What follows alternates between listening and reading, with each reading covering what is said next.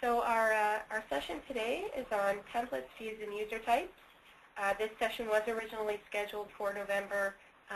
Again, I apologize for us not being able to make the last two training sessions. We've had full-on family illness for weeks now, and we're only this week really feeling like we're mostly recovered. My voice is still a little bit crackly, so if you do have trouble understanding or hearing me, let me know. But it is difficult for me to speak any louder than I am right now just because my voice isn't 100% yet. What we will be talking about today is how to do the three major setup items in CIOC that configure who sees what they can do, what it looks like. That's the templates, the views, and the user types. You really need an understanding of all three of these and how they work with each other if you are a super user in the database. So it's extremely important that any super user in the database has an understanding of what each of these three objects do, how they work, how to control the security in the database, and how to give people access to the information that they need. We'll be addressing both public views, so any new view that you might make for the public who don't have a login, and what kinds of views you might want to make, and I will discuss some of the public views that I know that some of our members have put together, as well as we'll talk about setting up views and users for logged in and staff views, and an understanding of what's important when you set up a view that is intended for staff to use, and depending on what kind of staff are going to be using that view, so you can have a sense of what is an important consideration for that as well. So these are the three building blocks that we have to work with, and I have them structured this way because this is the way that they depend on one another. So you cannot create a view without a design template, and you cannot create a user type that doesn't have a view. So this represents the dependency of the information. So a user type has to sort of sit on top of the view, which has to sit on top of a design template. And that pretty much dictates the order in which you have to design these objects. You first have to have a design template that you're going to use, and then you can create the view that uses that template, and then you can create, optionally, you can create a user type that uses that view. Because some views are intended for the public, not every view is going to have user types associated with it. And even views that are intended for staff don't necessarily have a direct association with a user type, and we'll talk about that today. Each of these objects has a particular intended function. Design templates highlight what will it look like. So that is the colors, the layout to some degree you can control with your design template, the fonts that you would be using, icons, anything to do with the design, the look and feel of the software is controlled by the design template. You can put certain kinds of text on the page using your design template, so you can put things in your footer, you can create a header, you can create custom menus. All of that is done through your design template. The next layer is the view. The view controls what information is available to the user. And I use the broad term information because there are many aspects of information that are controlled by the view. It controls what records are available, controls what you see of those records, so which records or which fields for the record are available and in which areas. It will control whether or not you're allowed to see certain kinds of alerts, what kinds of searches are available to you. All of that is controlled by your view. Finally, we have your user type. The user type has some control over what kind of access you have beyond just what the view is. But in general, by choosing a view that's associated with a user type, that is how you determine what which information a particular user has access to. And in addition, you specify what the user can do with that information. Are they allowed to change it? Are they allowed to export it? Can they make certain kinds of print reports? And so on. So that's what a user type is. And all three of those are, as I say, critical to any kind of setup work that's done in the database. And every super user in the database needs to understand each of these three layers. So what is the purpose of views? Because all of you who are using CIOC now, you already have design templates, you already have views, you already have user types. Why would you need to create more views? The most common reason that people create new views is because they want to create a specialized site. That may be a specialized site for the public, or it may be for staff. Not necessarily your staff, but the staff of a third-party organization where you want to give them some kind of logged-in access to your resources. Most common is a third-party organization approaching a member and wanting to have some kind of a custom portal created. Those portals can be based on a particular topic, so showing only records that apply to a particular group of people or particular need. Or they can be regional portals where the database as a whole represents a very large geographical area, but you want to be able to create portals that have only a subsection of that larger geographic area. So just a smaller region within the larger service area of the database. And it is also possible for you to create specialized data management portals as well. If you do have very large databases with multiple data managers from multiple areas, you may want to section off areas of the database where each of those partner organizations is able to operate relatively independently with their own records and to do their own work in the format that suits them best according to their needs. And because we do have more and more of our members bringing in additional partners, additional service areas, this is a need that comes up more and more, where you don't necessarily want to just expand all of your current views to encompass those other service areas. Rather, you would prefer to create new independent views for those new partners where they can include the information that they are interested in and do their work in a relatively independent fashion. The kinds of customizations that you can do with your view, we've already discussed a little bit. You can choose which records are available. You can select which fields are available on all the different forms and displays. So that's your record details page, your feedback or suggest an update page, or suggest a new record, and also your update and add new record forms. Your display form, the details page, also dictates which fields are available for searching for logged-in users. So that means both on your advanced search form when you pick any custom fields, and also when you're displaying your search results and you change your display options, the fields that are available for you to show in your search results are dictated by the fields that are available on your record details page, because the assumption is if you're not allowed to see the field, you certainly aren't allowed to search on it. So that is why those are one in the same setting. If you make someone able to see a field on their record details, you're also giving them, if they're a logged-in user, you're also giving them the capacity to search that field and to display that field within their search results. There's quite a bit of customization you can do to your search forms. That can be small scale, where you're just adding or removing a single search item from your forms, either the basic or advanced search, or it can be on a larger scale where you're removing entire types of searches, like the taxonomy or the thesaurus or the NAICS system from your search page, so that that user has access or does not have access to that entire search system.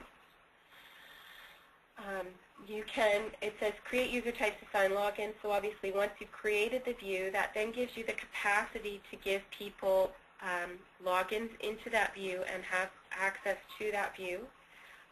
And you can also create distinct website addresses for a view once it's created. So if you have ottawa.cioc.ca and you're bringing in a neighboring county, I think Renfrew is probably someone that is appropriate. So if you brought Renfrew in and you wanted to have renfrew.cioc.ca, by creating them their own custom view, you then have the capacity to assign a special name to any new public view in your database and have it work or appear to be its own independent database by virtue of it having its own website address to access it.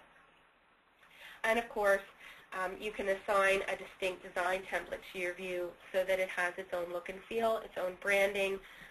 This is especially important if you're making a view for a third-party organization. They're likely to want to have their own menu, their own colors, and have it look and feel like their website does, and as though it were their offering and not just an extension of your existing services. What can I do with design templates? Design templates are actually a lot more powerful than a lot of people are aware. There is a great deal of customization possible with design templates.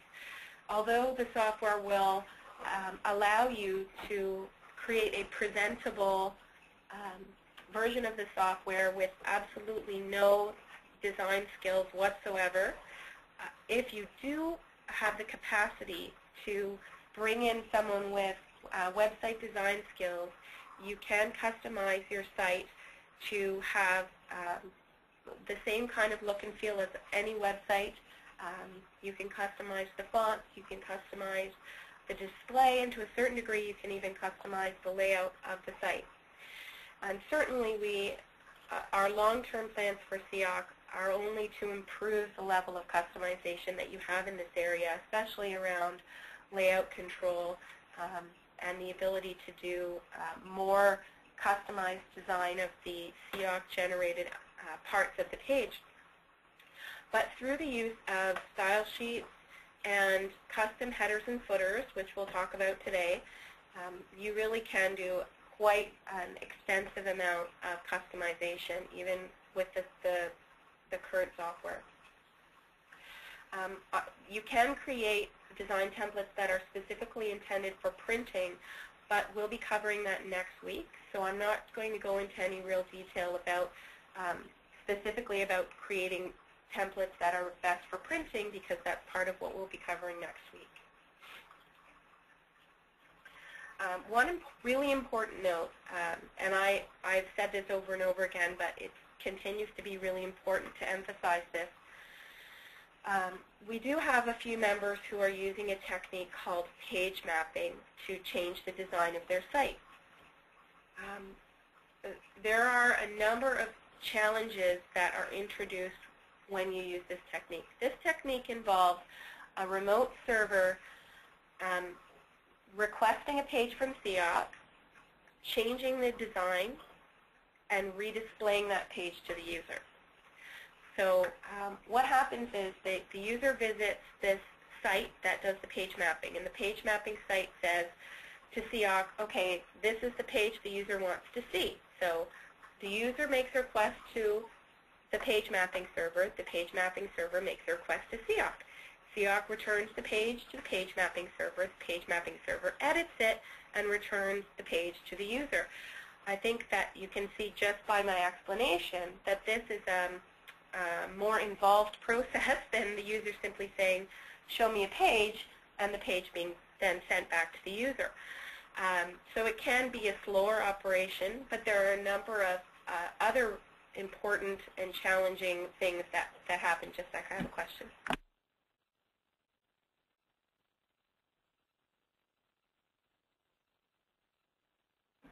Carry on. Someone wants to see an example of page mapping. Yeah, I'll go to 2 and 1 more.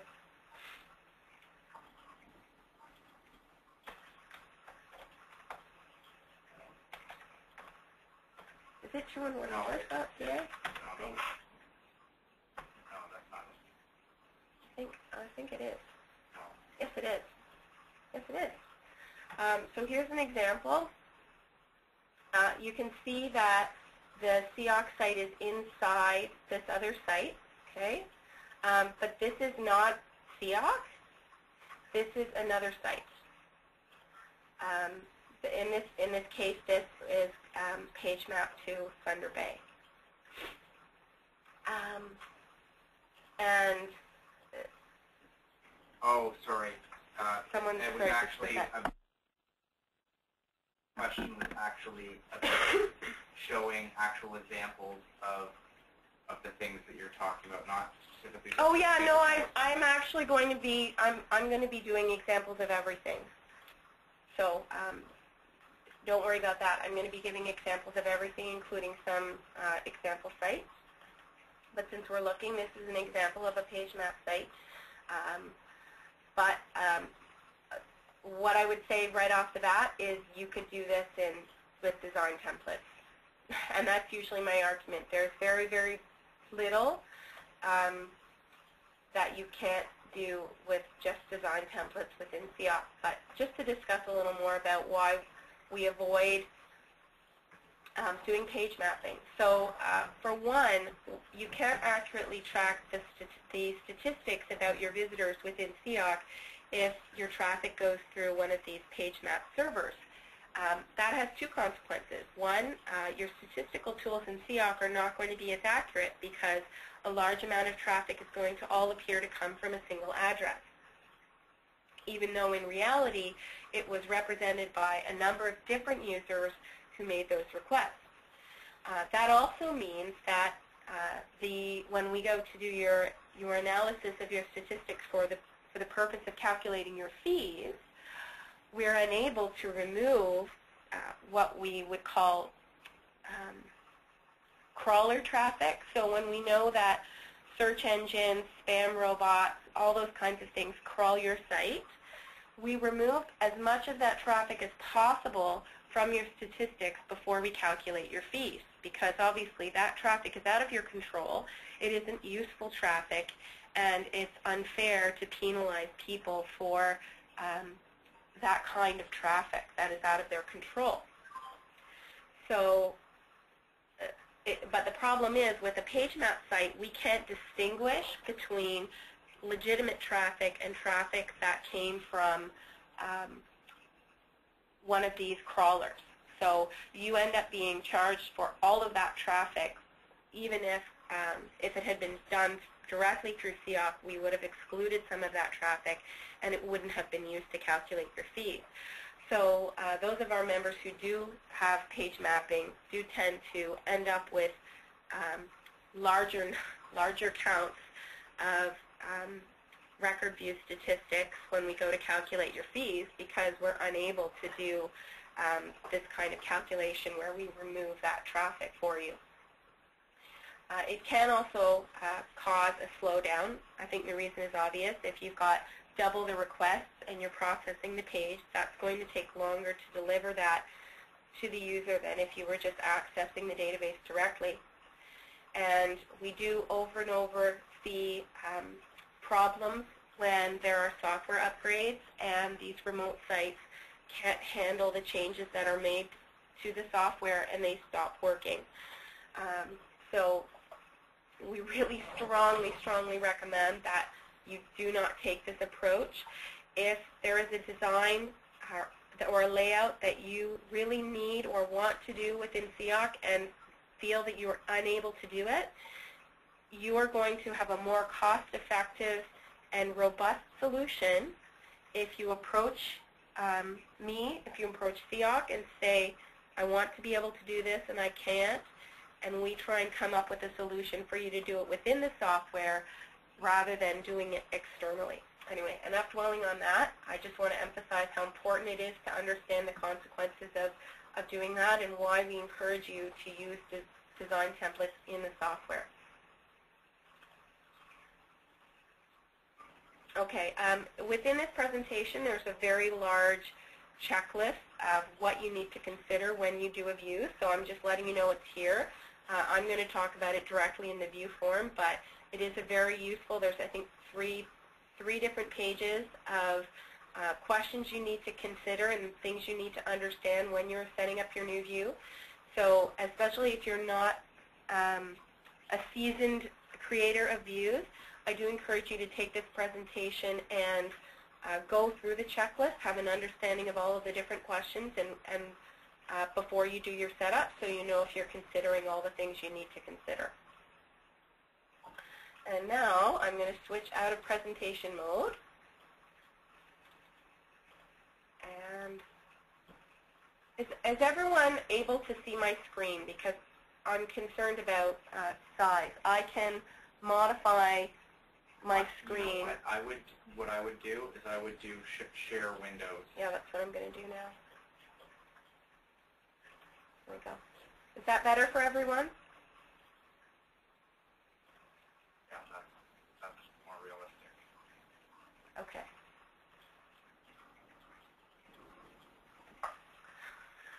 All right. I'm going to show a couple of examples of customized sites just so that you can see what a design template, an example of a design template applied to a site.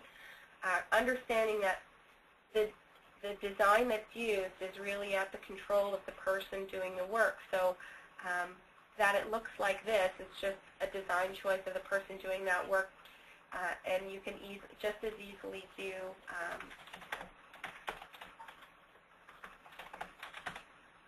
another site, a design that fits in with another site. So if I take, this is the Information Perth website, and if I go to various searches, you can see it's all designed to look like the Information Perth site. So the Information Perth header remains the same on every page, even though if I bounce between search.informationperth.ca, which is their CIOC database, and if I go to the disclaimer site, which is on their main website, the header and footer remain exactly the same because that's part of what's been set up in their design template. So it is definitely possible to set up your site to look very much like your website and have it integrate in with whatever that design might be. So in the same way that this has been done with a design template, it accomplishes the same thing as what happened over here with the page mapping, except that in a software upgrade, this is going to keep working and this might break. Okay, so now to the actual work. I'm going to start out talking about design templates, because when we looked at our little building blocks of how things were dependent on one another, design templates are the basis of how everything else is put together, because you have to have a design template in place when you create your view. Design templates can be used for as many different views as you want, so it's definitely not necessary to create one for every view. In fact, I would say make as few as you need, because if you make a copy of your design template for every view, then if you need to make a change, you're going to have to make a change to every single copy that you've created. So it really does make sense to have as few design templates as possible, and to leave out of your design template as many elements that are dependent on, say, whether you're a logged-in user or a public user as possible, if it means that you can reuse that same template for both logged in and public. I'll go into a random template here. When you go to edit a template, you get some information at the top that tells you about how that template is being used.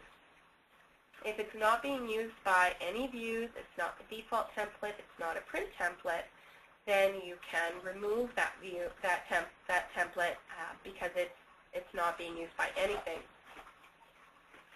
If it is being used by even one thing, you can't delete it until you have removed all references to the template. Not all elements of the template have to be filled out for every single design that you do. In some cases, it's an either or. So in the example of a logo, it wouldn't be necessary to put a logo and a logo link in if you are doing a custom header and footer, because the logo in an example like this, which is a standard CIOC header, where the logo appears to the left, okay, and it just prints the title and the name of the database at the top and the little box around it, and the box is whatever color you specified. That default header disappears and isn't shown if you specify a custom header like we have here in the information purse. You can see there is no default block header there, okay? So it's not necessary to have a logo specified in a template where you have a logo or whatever other images that you want specified in your HTML. So that's why in this particular template we're looking at here, I have no logo, I have no logo link. The logo link means that if I were to click on the logo, in this case the Ontario Early Years, it's linked to a specific site, any site you want. In this case, I think it's actually just the start page of the view, okay, like I just did there. It's linked to the start page of the public view, and I was in the staff view. This is the staff view, and when I click it, it brought me into the public view.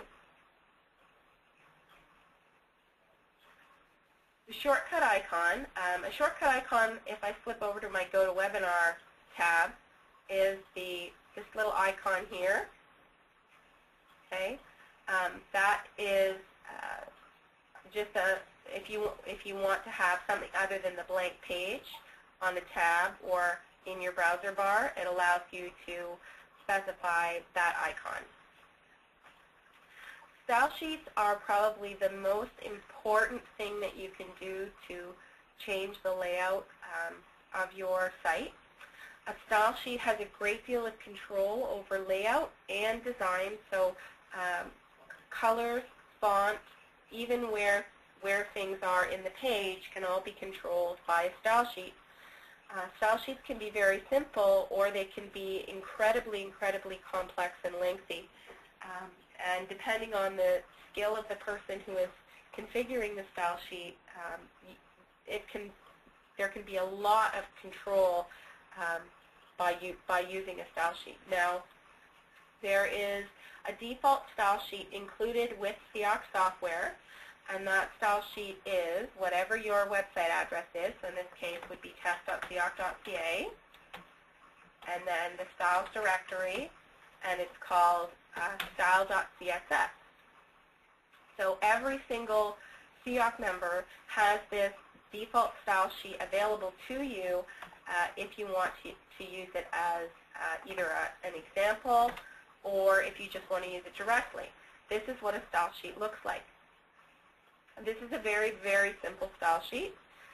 It references particular HTML tags or classes or IDs of tags in an HTML document, and it describes how those elements should be formatted. That might mean the font family or size. It could also be the weight, the style, so italics. It can specify the margins or padding. It can specify where on the page those elements occur. There's a great deal of customization that can be done. But a simple style sheet like this one allows you to at least do the basic control of which fonts do I want, how big are they, and you also could specify certain kinds of color or behavior, like whether you want links to be underlined or whether you want links to light up or put an underline on them when you hover over them, those kinds of basic styles. So again, the sample style sheet that every member has is your website address, the styles directory, and it's called style.css. Many of you are already using that basic style sheet, whether you know it or not. In addition to a style sheet, you can specify the location of a JavaScript file. This is particularly important for, see if I can find one that uses 68. 68? 63 on 63, Hamilton. that's where it just was. Okay. 63 on Hamilton. I don't have to log out.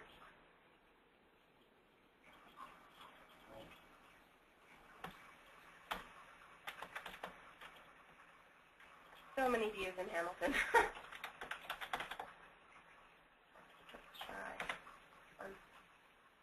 Let's try allowing JavaScript. Yeah, you need JavaScript.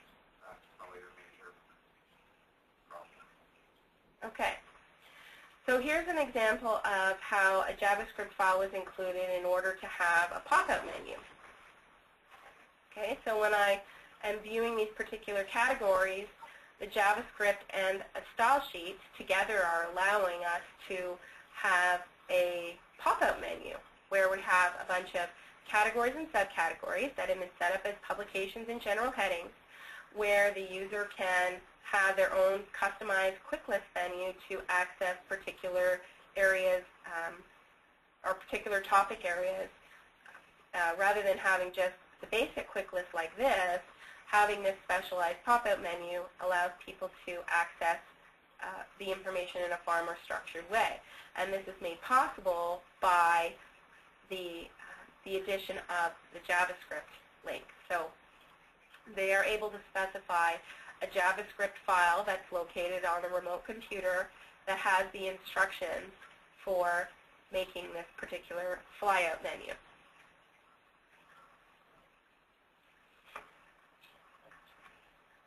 Body tag extras generally come into play when you are including a JavaScript file such as this one.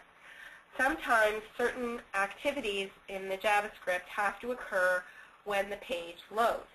So that may be if you want to have focus go to a particular element on the page. Let's say I had, in this particular search form, instead of having the cursor automatically go to this find box, I wanted it to go to the record number box instead, or some other element on the screen. By having a JavaScript file and using these what we call body tag extras, I could give an instruction that said when the page loads, instead of having the focus be in the find box, I want the focus to be in the record number box, or whatever the case may be. There are various reasons why you may need to have special instructions in the body. The other major reason why people end up needing to put extras in the body tag would be, if I can go back to Perth. Oh, pardon me. Did I spell Perth? Here we go. Perth, they have extra information in their body tag to allow their menu to go all the way to the top and bottom with no border. So if we look at a regular site here where there's white space all the way around all of the edges of the page, and even on that gain site here, or this is gain, right? We have a border going all the way around the edge here, okay, so just empty space. And the only way to remove that empty space is by setting special parameters, what are called attributes, in the body tag that allow you to, or using a style sheet, allow you to alter this margin, okay? So in that case, you can add that extra information right into the body tag here. It's important to have these three areas, the style sheet, the JavaScript, and the body tag, because although you can specify this custom HTML down here in the custom page header and footer, you're only allowed to specify things that are allowed between the body tags in an HTML page. So for those of you who are familiar, at least a little bit familiar with HTML, the main content of your page occurs between two tags, the open body tag and the closed body tag. And the only things that you are allowed to have in your design template, header, and footer are elements that may occur between those two tags. Because you are going to want to have your style sheet and potentially your JavaScript file reference occurring in the head of the document, and because the body tag is automatically printed out by the software and you can't create another new one, it's important for you to be able to have access to those areas through these settings so that you can do the customizations that are required. Finally, we have the area where you can set basic colors and fonts.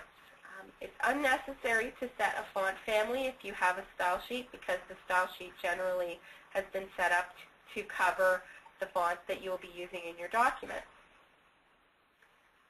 I never recommend a background image. If you do use a background image, it needs to be extremely subtle and not interfere in any way in reading the text of the document. Keep in mind that in pop-up windows like the Community Finder, for example, the background appears without any of the rest of the template that you have created in your site. And if you choose a busy background image or a dark background, those pop-up windows will be unreadable. So it's extremely important to either not use a background image or use a background image that will still allow any text on top of it to be read. And again, the background color, please be aware that if you use a dark background color and a dark font color, then any pop-up windows that are available anywhere in the software will not be readable. So pop-up window like, let me show that, the Community Finder here, if you had a dark background and dark text, what you would see was black. You wouldn't be able to read any of the results because it does not, these pop-up windows do not show whatever special header and footer templates that you put in. They only show the background color and the font color.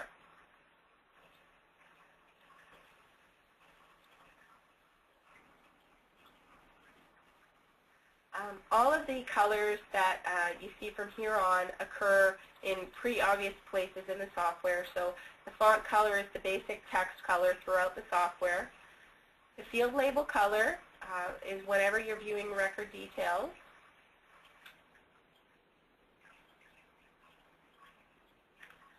Or any similar form, this would be the field label color.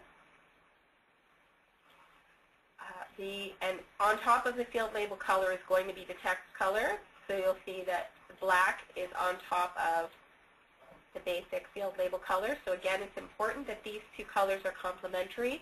If you had a black field label color and a black font color, you would see black. You wouldn't see any of the text. The menu background color applies to the front page. This is the menu at the side here. I'm going to switch to my own view. This is the menu color. And you can specify the specific menu text color that you want to appear on top of it. So in this case, I'd pick a dark green to go on top of the,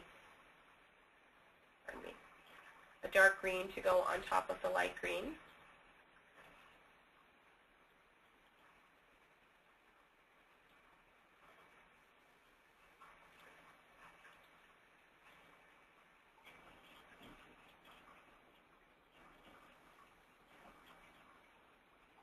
The title background color applies if there is a basic header like this one, but that is not the only place it's used. That title can also be used in a number of other places, including such as this at the top of your record, and in a number of places that those colors are swapped, as they are here, such that it's what we call a reverse title box. So whatever the background of the title is becomes the foreground color, and the text color becomes the background color. So do be aware that there are instances where the title background and title text get swapped and used in reverse.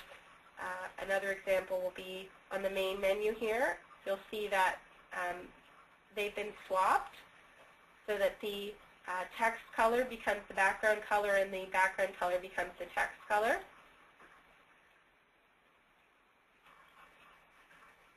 All right, you can see them here. So the title text color became the background color within these headers. And that's the case throughout the site where it's sort of for a subtitle box, it does a reverse and it flips the title and the text color, the box color and the text color. And finally, we have the link colors. You can set a different color for a link and a visited link.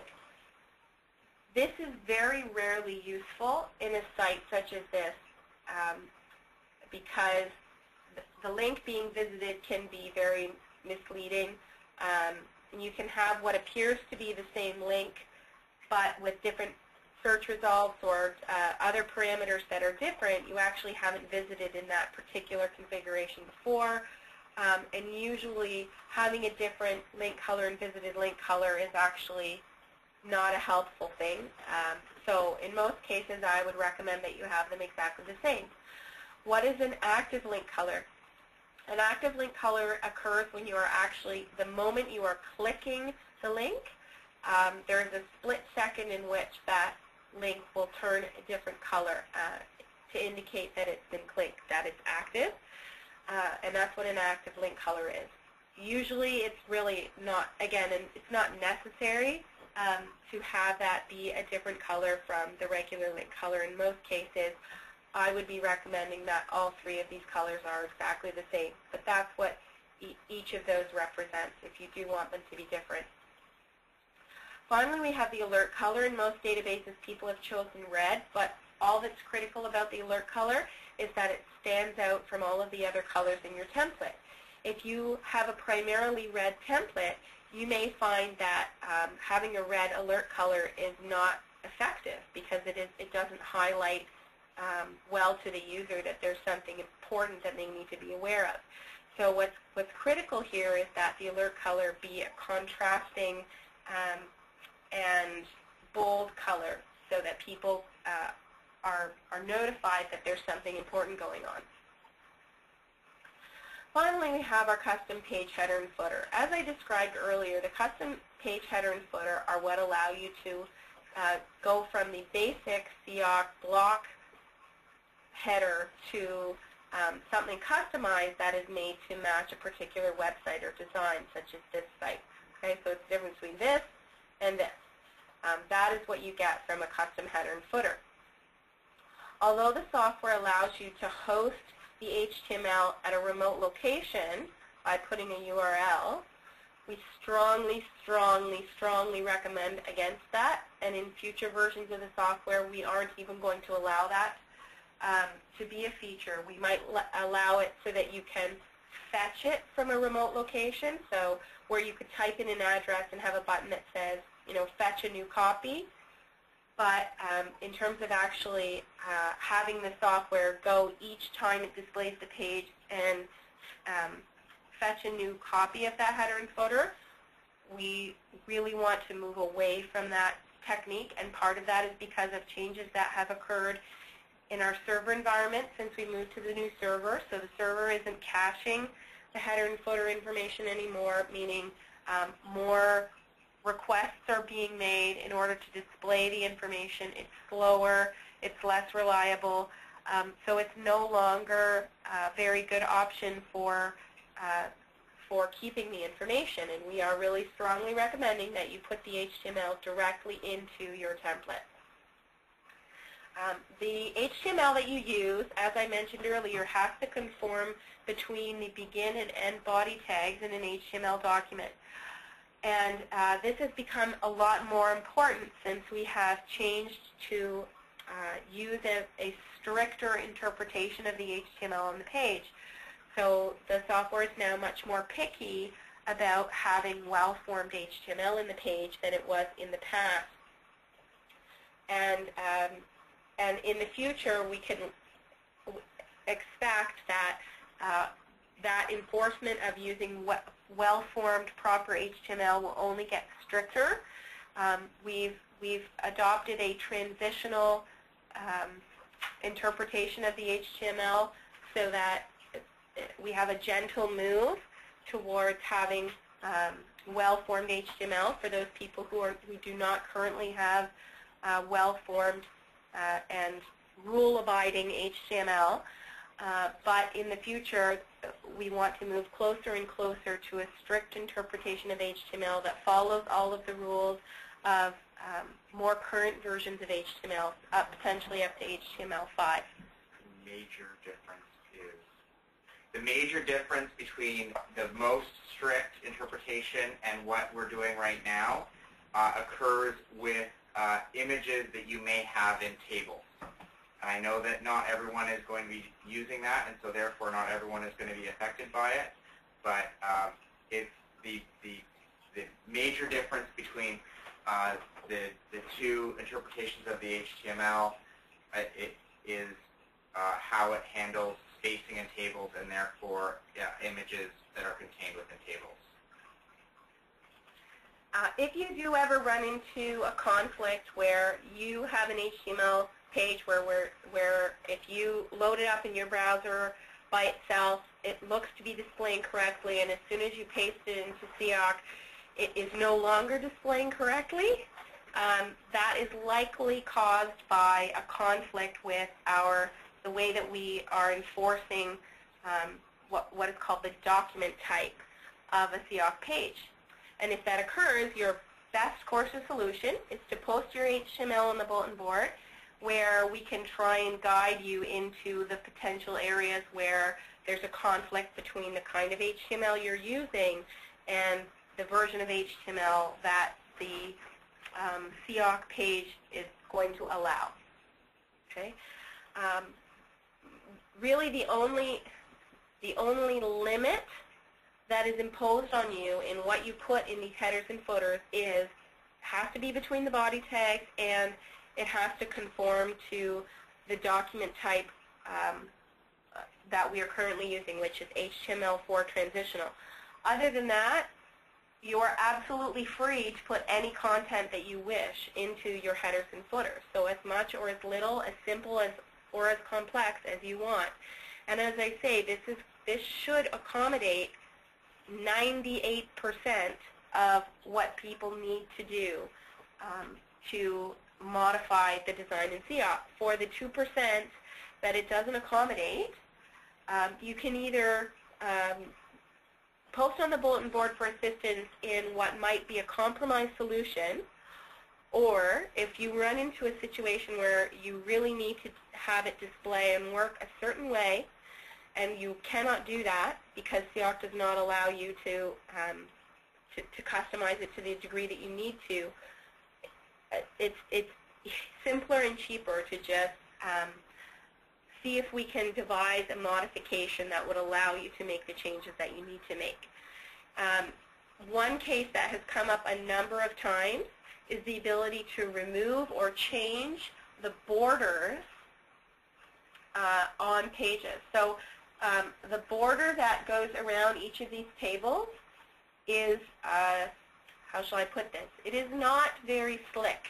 It is not a particularly attractive format, and it doesn't fit in with a lot of the designs that you see on websites currently. And so there has certainly been a lot of complaint and push to try and move away from that style of borders within the page. But because that's HTML that CIOC generates as opposed to the HTML that you yourself can put into the headers and footers, a lot of people have felt that they had no control over that kind of an element. But that is a case where if you approached me with that particular problem, I could actually give you some solutions that you could do using a style sheet to modify the borders in tables in the software using a style sheet without having to do any kind of major overhauling of the software or page mapping or anything like that. But there may be other areas where you want to be able to move or alter certain elements of the page in the HTML that CIOC itself creates, and that isn't possible just using a style sheet.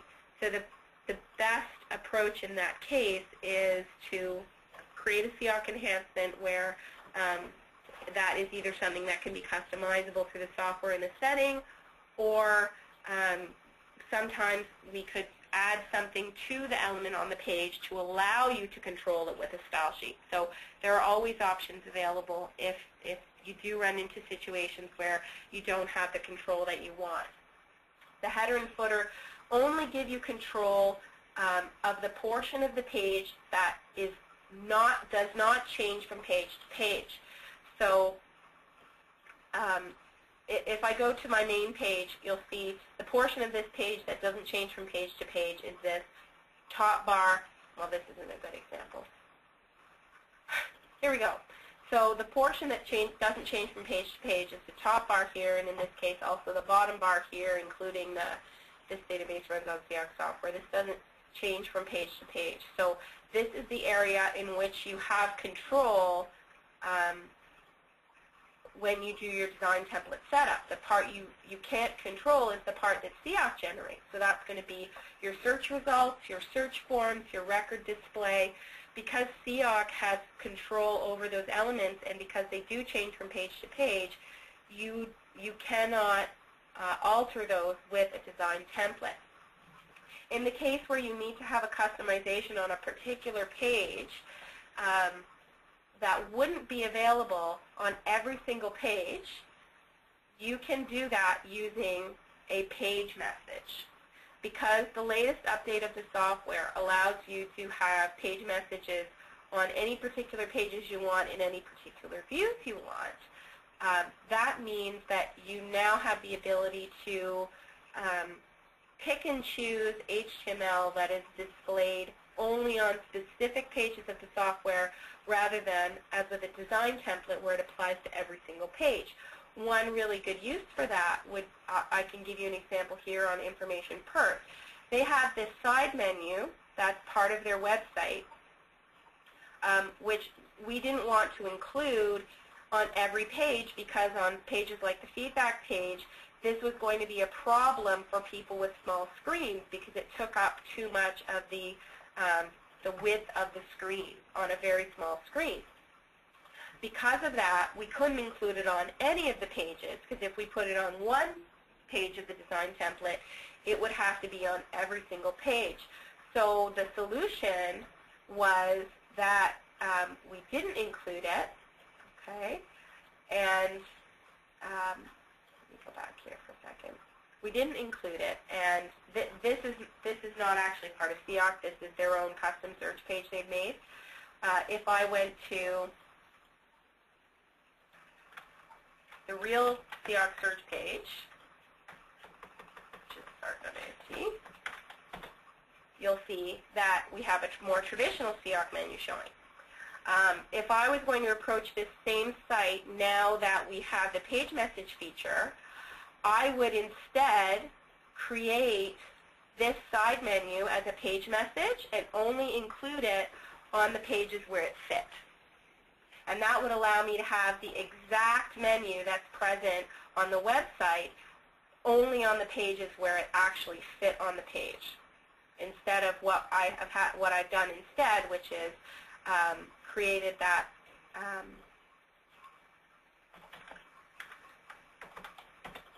wrong site. I've created the basic CIOC menu to appear on the first page, and on every other page we only have the top menu and there is no side menu.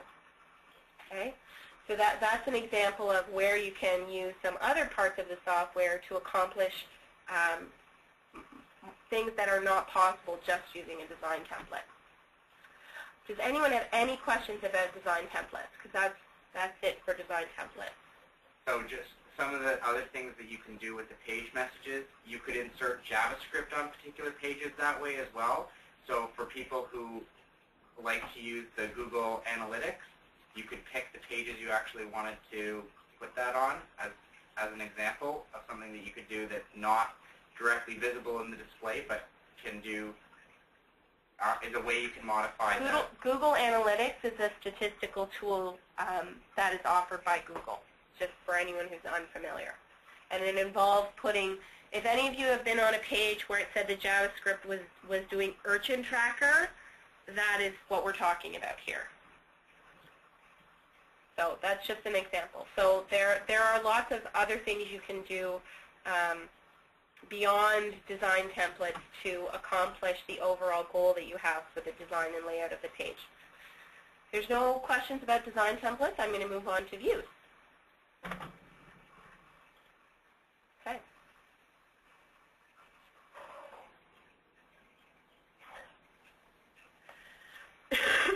So the setup for a community information view and a volunteer view are very, very similar. They have the same kinds of elements on the page. So even if I'm not talking about something that specifically applies to the volunteer software, there have equivalent elements between the two. Similar to our design template page, we have information at the top telling us whether or not this particular user type is being used. And if it's not being used, then it's available to be deleted. In this case, this view is being used by a particular user type, and it is not the default view. And we'll get in a little later, we'll get into what default views in templates are and how those work. That's going to be the last thing we cover. When you're doing view setup, it's incredibly important to understand what this view is going to be used for. And that's why I've created that view checklist for you, is so that you can assess for yourself what the needs of the view are before you go to create it. It's pretty simple to just go through and fill out the form. There's lots of information all throughout the form on what each of the elements are, and very few of them are particularly confusing. Some of the ones that are might be the other views, a couple of other ones. But in general, it's quite self-explanatory. What the problem is, you have to have an understanding of how the view is going to be used as a whole and what other setup items need to be done in order for the view to work effectively. So it's not just about creating the view. It's, okay, how do I give people access to this view? How do I make it public? How do I make it available only to particular users? And for that reason, it's almost impossible to consider a view outside the context of who is going to access it. And the way that you configure it is incredibly dependent on whether or not you want the public to use the view. Do you want staff to use the view? And if staff are using the view, it's really important to know, are they going to be doing data management activities or searching activities or both? Because the configuration of the view is extremely dependent on those items. Just as an example, if you want your users to be able to do data management activities in a view, the view that you create is going to have to be their default view. It's going to have to be the one that they see every time they sign into the software, because users are unable to edit records in views outside of their default view. That means that you can't expect to have someone edit half the records they need to edit in one view and half the records they need to edit in another view, because that isn't possible unless they have two different logins. If you want a single user account to be able to edit a certain set of records, you have to create them a view that has all of those records available in it. They can't have half of them in one view and half of them in another. They must have a single view that has every record that they're going to need to manage in one place. And they need that view to be their default view, the one that they primarily operate in when they sign into the software.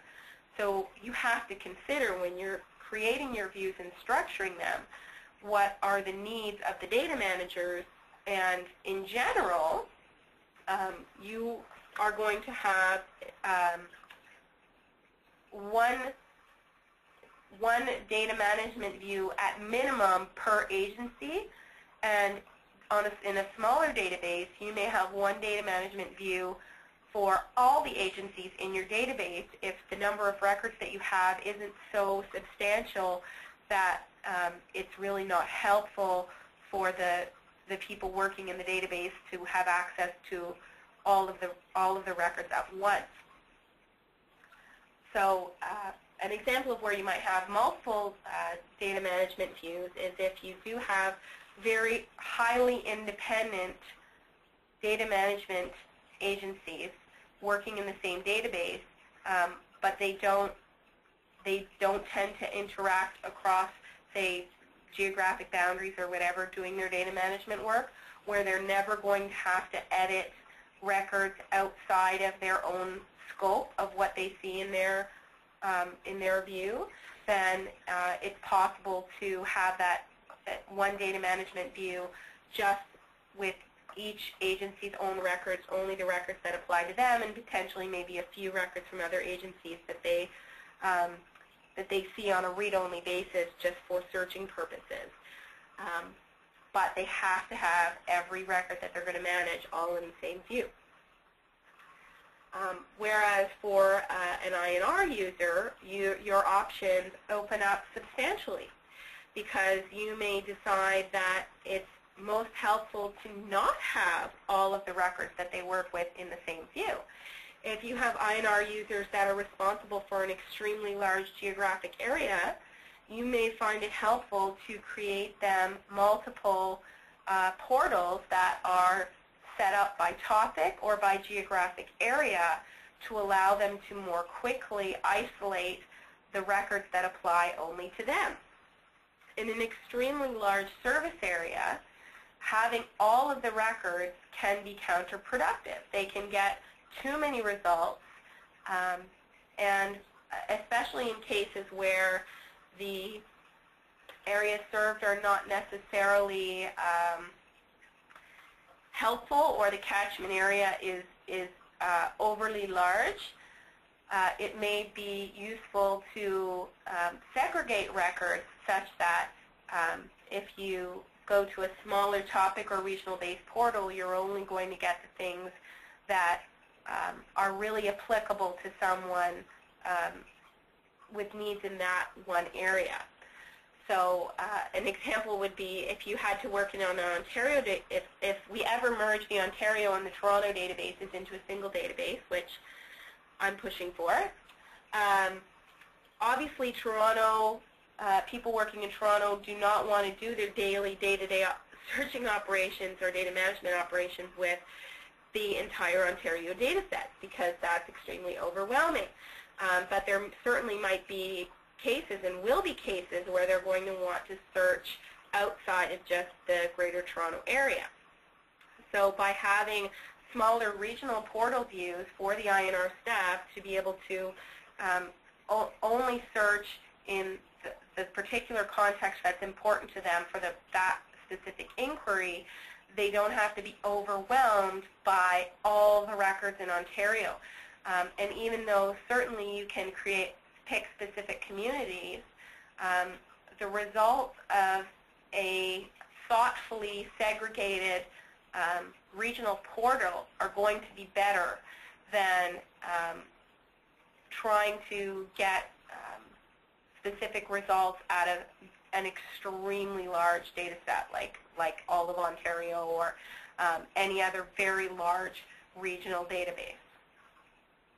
Does anyone have any questions about that kind of an organization, like organization of records?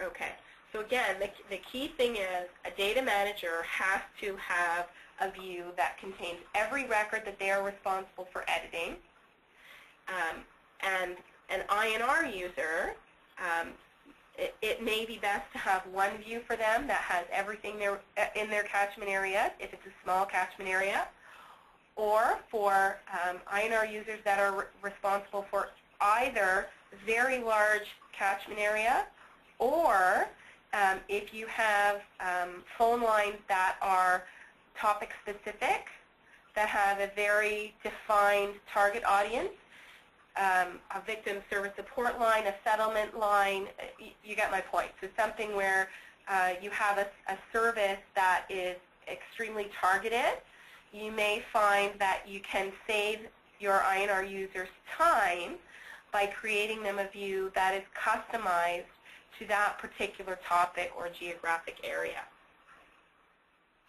For the public, it's really a combination of, it's the same kinds of needs as an INR user in that you can really create as many views as is appropriate for the target audiences that you are trying to address in your public service area, catchment area. So that, again, could be geographic portals, it could be topic-based portals, or if you have a very small catchment area, you may only need a single public front that presents all of the records because there aren't enough records to make it a problem for the user to easily locate a specific service. Okay, once you understand the target audience for your view, that is going to give you enough information to understand how to do the setup for that view. If you're setting up a new data management view, you have to do it under the understanding that if you're intending it for existing data managers, you are going to have to change their default view to be this new view. And so you have to consider, do you need to update an existing view that they're using, or do you want to create a new view, understanding that it's going, for them, it's going to have to replace their previous logged in default view. For your INR users, you are not going to have to replace their existing default view. You can simply add any new view that you create to the list of views that are available to them through this other views setting in the view. And I'll get into the specific settings of the view now. So you'll have noticed in the last software upgrade that we've added a number of new data management fields to some of the setup items in the database. This is especially important as we get more super users in single databases, as we get larger and larger databases where more people have to have control over creating new views and templates. We need to know who did what. Because super users do have control over all of the elements in the database, not just specific ones, it's really dangerous for us not to know who's been making changes to these records. So you will notice that we now have who created, who modified, and when for design templates, views, and user types. I believe user types. It's at least design templates and views. Every view has a name. The significance of the name is simply to allow you to select that name from drop-downs in the main menu or the record details page. So the only things that matter when you choose a name are, one, is it unique and recognizable? Will the people who have access to it understand what the content of that view is just by looking at the name? And two, because the name controls the order in the list, it is an alphabetical order, you are choosing an order when you choose a name. That means it is possible for you to number the views or put special characters, such as Hamilton has done with the tilde, to force certain views to occur earlier in the list so that more commonly used ones can occur before less commonly used ones, especially if you have a really long list like we see here in Hamilton's. It's certainly helpful for them to be able to switch really quickly to the most commonly used elements. In this case, I'm expecting that one gain ham is up at the top because they had been doing so much work with it recently and had had many reasons why they needed to change to that view regularly. by pushing it up to the top of the list, they're making their lives easier because they don't have to scroll through the list to find the specific one that they're working on.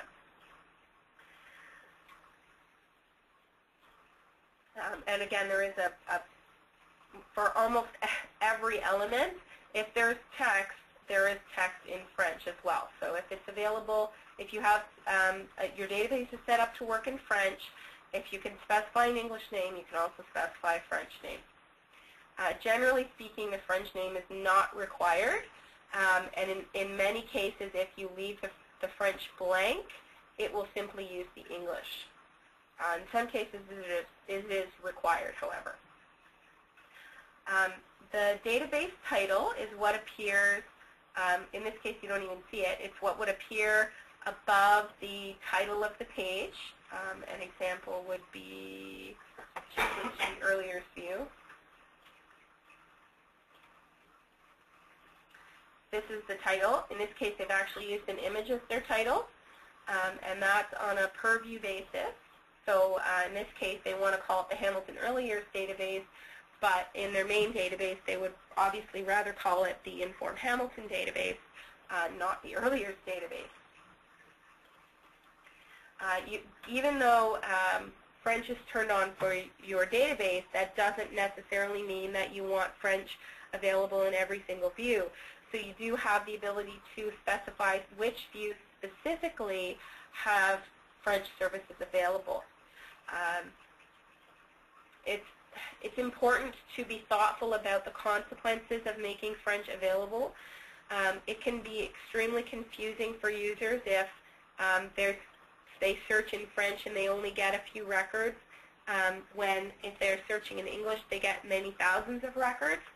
So do be thoughtful about turning French on in public views particularly, and understand what the experience is going to be like for someone who doesn't understand why there are or not certain services available in French if they're available in English.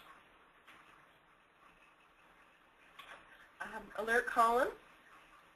I think everyone knows what the alert column is, but just to be sure, this is the alert column. Okay, so it will tell you if you have non-public records or if records have a particular designation you need to be aware of, such as having comments or feedback or being deleted. The ability to see specific things in the alert column is determined by the user type, so that's a security permission. This only gives them the ability to see the column, okay? And by default, the only designations they're going to see then are the non-public and deleted designation. The ability to see comments and feedback designation is part of their permissions in their user type.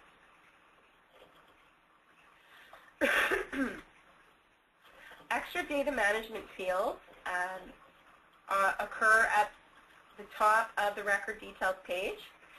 So in this particular view, I have certain data management elements like the record number, the date the record was modified as opposed to updated, deleted, who owns the record, the number of times it's been used, and so on. If I contrast this with a public view that doesn't have the extra fields, you'll see all I get is the record number, the modified date, and the full update. It doesn't have any of the additional fields available. All the fields that are part of this, the extra information in this area of the record can also be added individually to the record details page. Okay, so if I wanted to include just the short version of the information up here, I would still have the capability of adding the record use field and several others, not all of them, but the deletion date, the created date.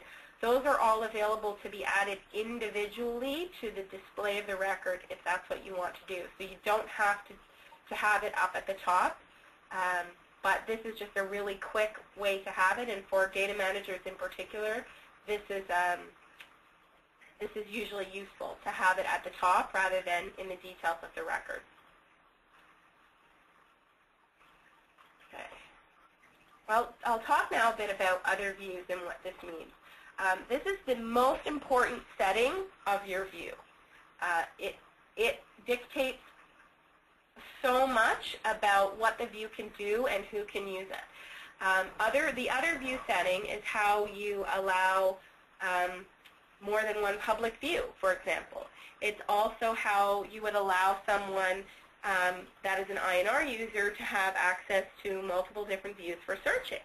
The same for data manager view. If you want to give them access to views outside of their default view in which they do their data management, this is how you do it. By saying that that view is allowed to see other views, then anyone whose default view is this view automatically gains access to any of the other ones that it says they can see. So if I go here into the Inform Hamilton database, all of the views that I see here in my list are in the Can See list of my default view, which is the Data Management. Data Management 2 is my default view. Okay?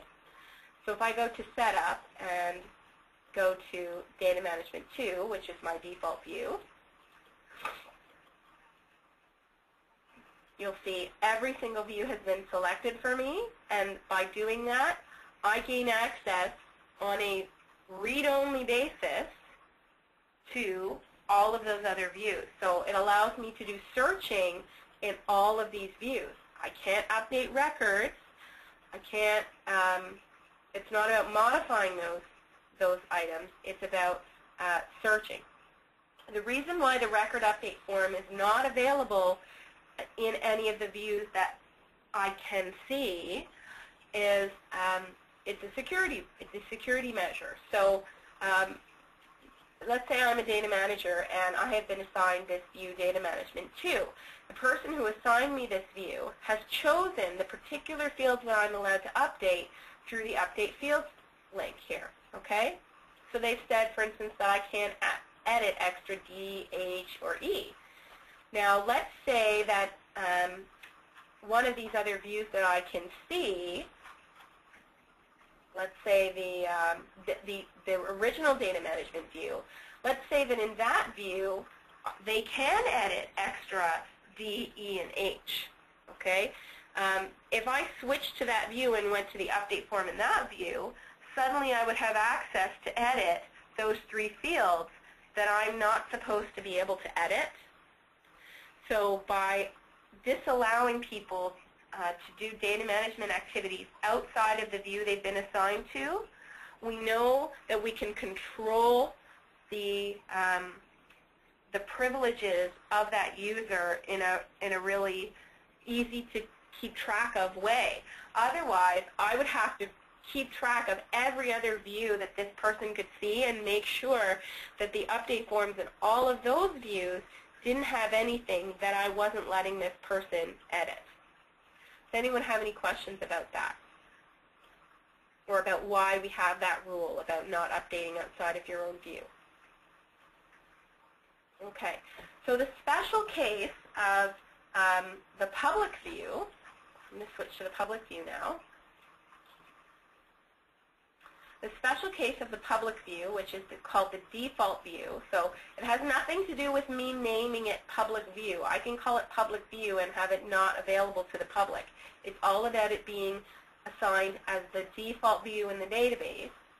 You have one default view in your database, and that default view determines what other views are available to the public by saying that this publicly available view can see all of these other views. It works the same way as it does for any other view where a user has been assigned to a view, and that dictates what else they have access to. This particular view, you can think of the public as being assigned a login to this view. And by doing that, we are giving them access to also see all of these other views that we've designated as public. Okay, so that is how you make another view public. You have to go into your default view and say that it can see any other view that you want to be available without a login. Anyone have any questions on that? On how you make a view public? As soon as you do that, that view is accessible to the public. It's simply a matter of them knowing how to get there. And there are two ways that they're going to know how to get there. One, you're going to assign a special address to that view. In the case here of search.informationperth.ca, that's a special address that we assigned to a public view in the Central East database. Another public view in the Central East database would be durham.cioc.ca or forinfo.cioc.ca. Those were all assigned special addresses to make it easy for someone to access those publicly available views. But it's not necessary to have a name assigned to that view to make it available to the public. So if I switch to the Gain Ham, which is 63, this view is available to the public, but it doesn't have a special address. So how does the public get to it? Well, if I log out, they get to it by using that use CIC view equals and the view number. Well, how do I know what that is? Well, you can do exactly what I just did. I switched to that view. Okay, I'll do another one. So I say the early years public view. I changed the view. I'm logged in as staff. There it is. That is my link. I can copy it. I could go into another browser and access that view because it's available to the public. That's how I know what the address is to access that. Another way to find the way to access the view is if you go to, oh, of course I've logged out now. I need to log back in.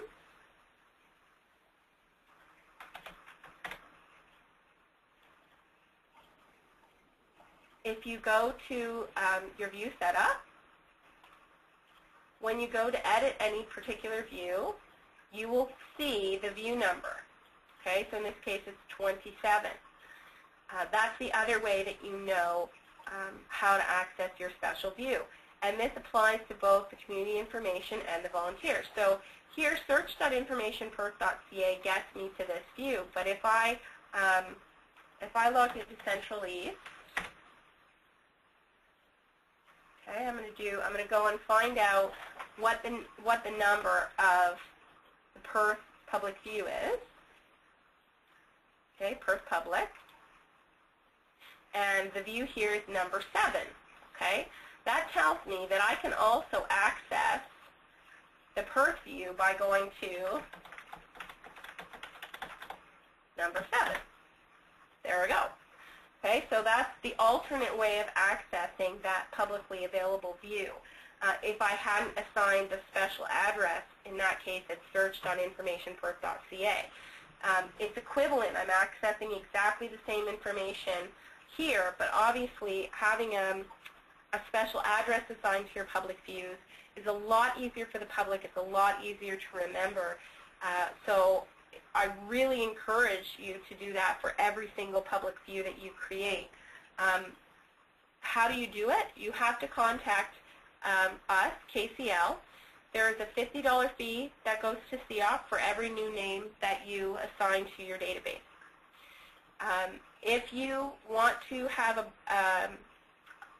CIOC.ca address, that's included. So the $50 would cover us creating you. If I wanted perth.cioc.ca, that would be $50 to CIOC. We would take care of everything. If you want something like Information Perth has done, where they wanted a subdomain of their existing address, you have to deal with whatever company has control of that domain name, or if it's a brand new name, you're responsible for the cost of registering and maintaining the registration on that name if it's not a CIOC.ca name. Any questions about that, about public sites or public names, anything like that? Okay. Next, we have a very simple process of picking your template. You simply pick the one that you want to use from the list, and optionally you can choose a print template. If you don't choose a print template, you will not see the print version new window on any of the pages that offer printing. So that would include the record details page. So you can see here I have the print version new window link. If you do not specify a print template, you will not see that link. In addition, if it's a public view, you also have to have set a setting in the general setup options saying that the public is allowed to do a print version. Now, it's perfectly acceptable to have the print template be the same as the main template. But the act of specifying a print template means that that link is going to be available. Well, if you're asking what is the point of picking the print template if it's exactly the same as the main template, it still is important, and I'll show you here why. So here I am in the, make sure I'm not in Hamilton's database. Here I am in my logged in view. I'm going to set it up so that the print template is exactly the same as the normal template that I'm working in, and I'll show you what happens. So why on earth would I want to do this? Well, here's what happens. Print version, new window. It has still removed all of the links. It's removed all of the extra stuff, all of the footer stuff, and it said when this record's printed. So it's still worthwhile to me to have this have a print version even though I don't have a special print template. So if I flip between the two, you can see this versus this. So it still does some significant cleanup of the page automatically, even though I haven't done a special print template. And we'll talk about how to create a really good print template next week. But I wanted to emphasize that even if you haven't made one and you want to have this print version new window available, you can do it now, even without creating a new special template. As of the last software upgrade, you have to specify the inclusion policy in the view setup. You can have as many inclusion policies as you want in your database, and then you have the ability to pick a specific inclusion policy from the list for within the view setup. The inclusion policy is presented as a link to the user whenever they're suggesting a new record for the database to tell them under which conditions you allow listings in your database. Finally, we get into the meat of how we decide which records are actually available. You can just check off or not check off a box saying whether or not deleted and non-public records are available. There is the hide past due setting. This is so important to understand the consequences of this. Never have a hide past due setting in a data management view because your data managers will not see the overdue records if you're hiding them. Hide past due can be a very useful setting for public views where you don't want the public to have access to records that are extremely out of date. You choose the number of days by which a record must be past due before it disappears.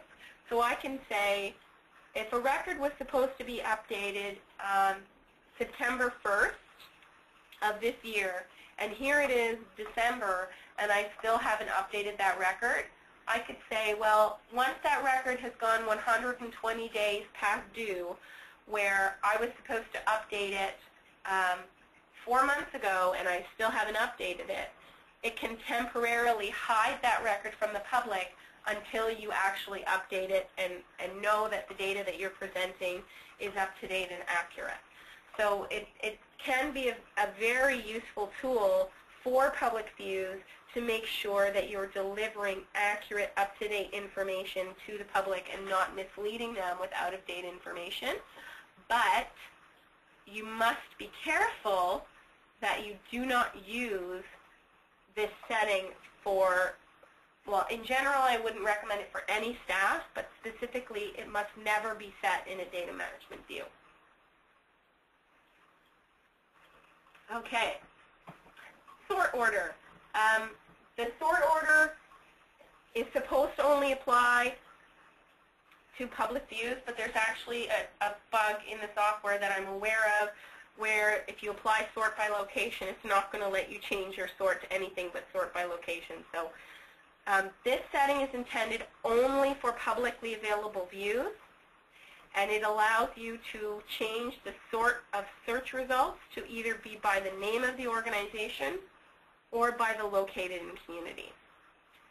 Personally, I think that the sort by name is a superior way of sorting the search results for people who don't know the records, or even for people who do and are looking for specific records. I find the sort by location to make me go insane.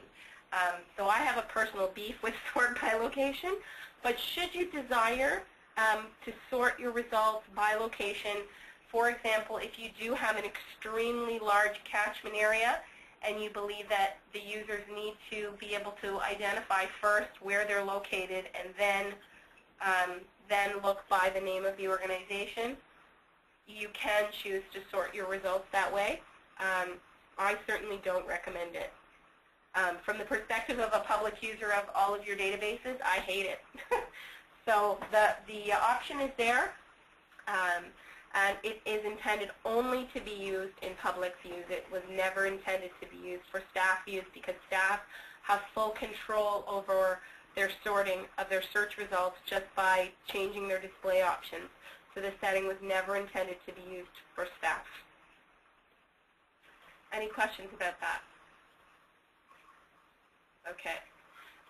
Linking the organization levels, that means if you are viewing records that have the same parent organization as determined by the structure of their name, such as this one, then it will link the various levels of the name in order to perform a search for parent or sibling records. So in this case, the link by organization name is on, and that means that because there are other records in the database that also have Memorial Baptist Church as org level 1, when I click on it, it's going to do a search for Memorial Baptist Church in org level 1.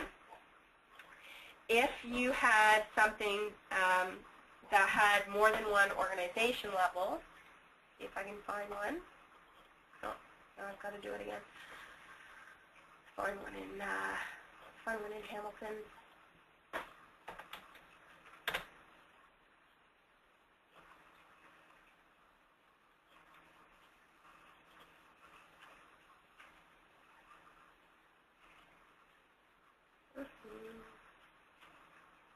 There we go, perfect. If you have an organization that's linked at multiple levels, if I search at, say, the level 2, it would only match ones that had both org level 1 as Hamilton Conservation Authority and org level 2 as Dundas Valley Conservation Area. If I click on just the org level 1, then it's going to bring up everything that falls under Hamilton Conservation Authority.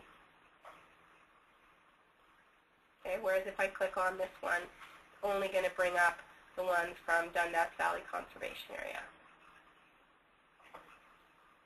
So that's what the org level linking does.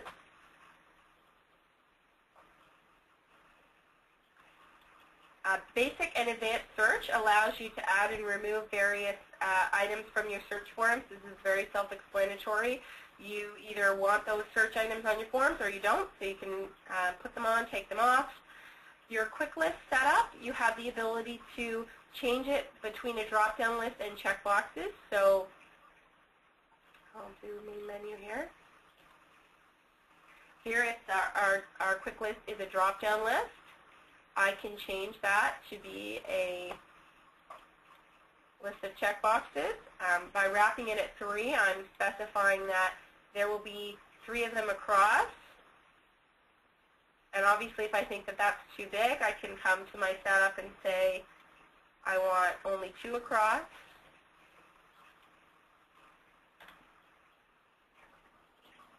So obviously, that number only applies if you're doing checkboxes.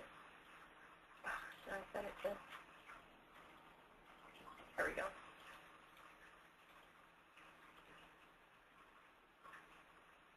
Okay, so that's what your quick list does. That tends to be more useful if you have a very small set, like a set of general headings, rather than a large list like 200 publications like some of our members have. There's a question about the quick. Yeah, I have. So I'm going to explain. There's a question about how the quick list is set. I'm going to explain a bit about how the quick list works now.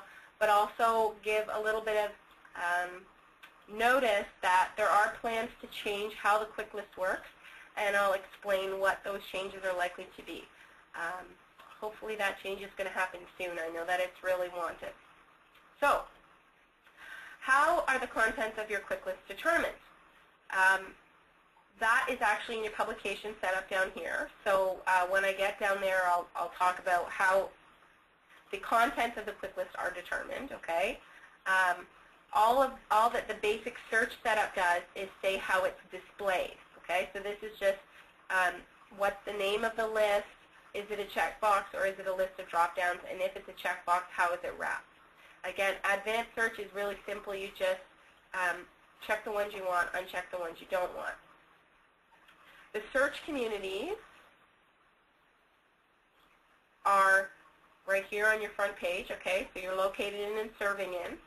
You can do a list of specific communities and they can overlap. So I could have Hamilton City of, which is the entire city of Hamilton, as well as individual small neighborhoods.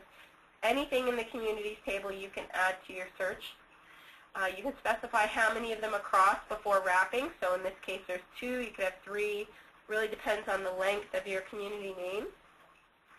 And finally, you can decide to have the other community search box available. The other search box, it allows you to search a community that isn't part of your predefined list. So in my predefined list here, I don't have Toronto. Let's say that I want to search Oakville, and Oakville is not one of the items in my list. You can find your communities by doing a pop-up and looking at the community finder. If you know the name of the community, you can just type it in. It works exactly the same as any of the predefined items I have here. And in fact, I can have both a value here and still select from my list here. So there's nothing stopping me from saying Oakville and still selecting Burlington as one of my search options. And you can, in fact, choose to have only the ability to search by typing in a specific name, and that, again, would tend to be a useful option in an extremely large catchment area like Ontario, where there's no way you're going to be searching individual areas. Although you may want to have just the regions and then have the other community to allow you to search for any of those small communities without having to list 500 different small communities in your list. Okay.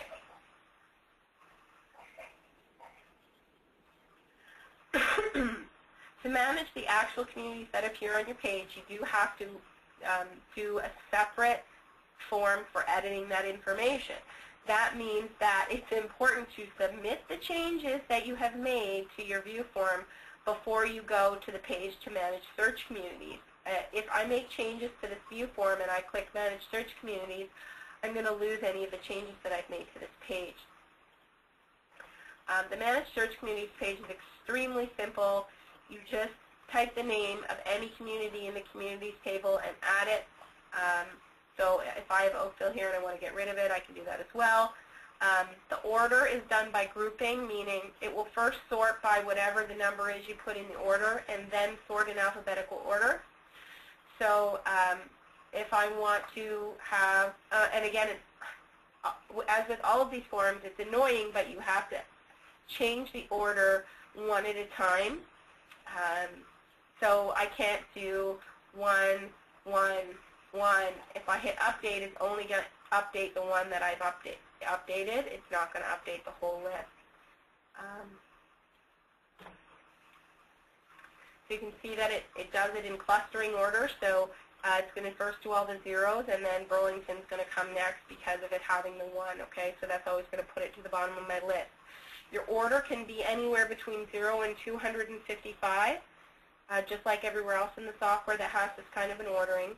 And you can leave gaps and spaces to allow you to fill that in easily later.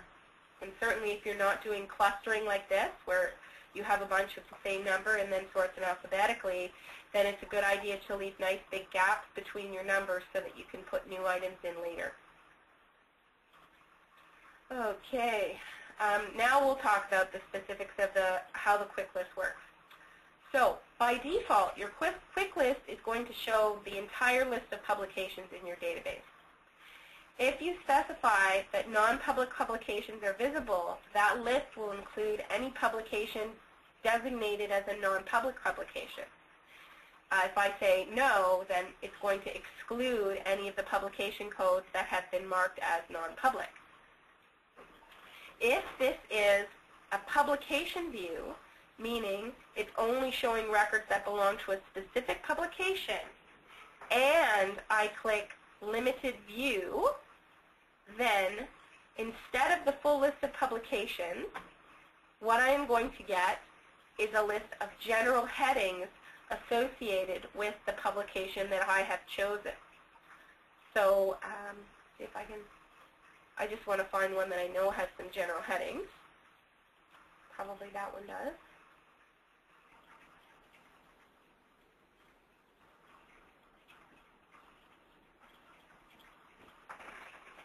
That one has lots. So in this case, you'll see the list changed completely. Let me just change it back to a drop-down because that's really annoying.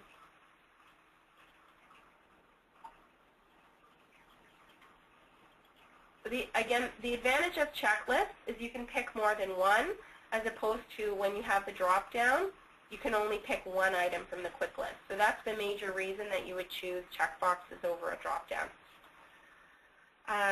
And you can do the checkboxes as just one, which often displays the best of all the options in terms of appearance. So in this case, the quick list is based on the general headings that are part of this publication that I have chosen, which is the Hamilton Mock Directory publication. This only works if you actually have general headings associated with that publication. And again, it's all about picking limited view. If I don't choose limited view,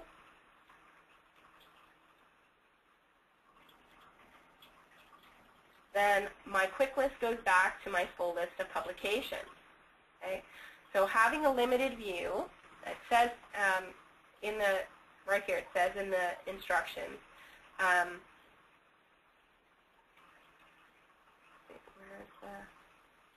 oh, sorry, I'm thinking of my presentation. In my presentation, it will say, there's a, yeah, I'm going to share my presentation just in a moment. I want to show, there we go. There is a section here that specifically says, if the view is based on a specific publication, will the view be limited to that publication, which means that general headings are used instead of publications in all areas.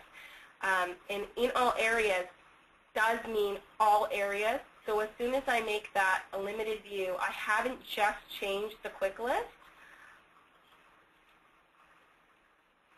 I have also changed the advanced search form. Let me put it back to a limited view.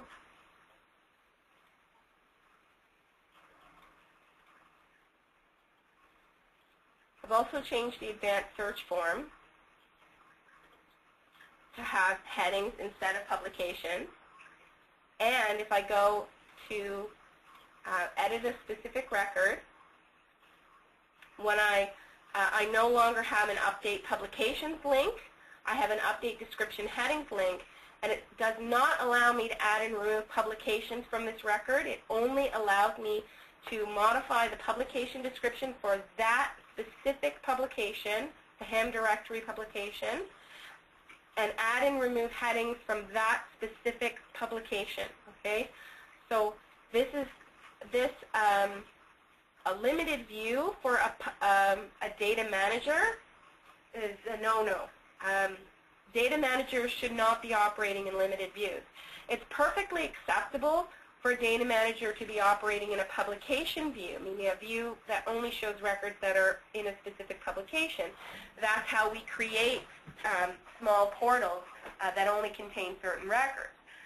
Perfectly acceptable, but as soon as you make that a limited view, you are restricting what that data manager can do, how they can search, and you're making it impossible for them to do any publications management other than for that one publication. So You definitely shouldn't have your data managers working in a limited view. Limited views are intended for people who only care about that one set of classifications. So a limited view is perfect for an earlier view where you might allow someone working for the managers of the earlier centers to come in and manage the classification of the records in their view according to their specific general headings. You can allow them to come in and just manage that information because that's all they have access to. But your data managers are going to want to be able to edit all of the publication information about the record, not just for the one specific publication. Does that clarify how that works?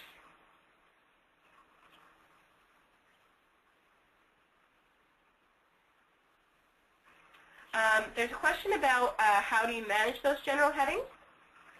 So I'll just do a real quick review of that. So from your publication setup, if I went into the HAM directory publication, which is, oh, of course, here's the fun and exciting part. I'm in a limited view. When I click publications, the only thing I'm allowed to edit are the headings of my publication.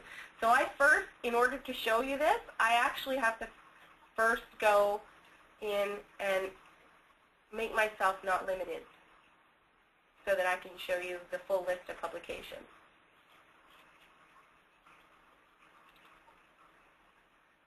Okay. So I'm going to make myself not limited. And then when I click on publications, I'm going to get the full list of publications instead of just the general headings.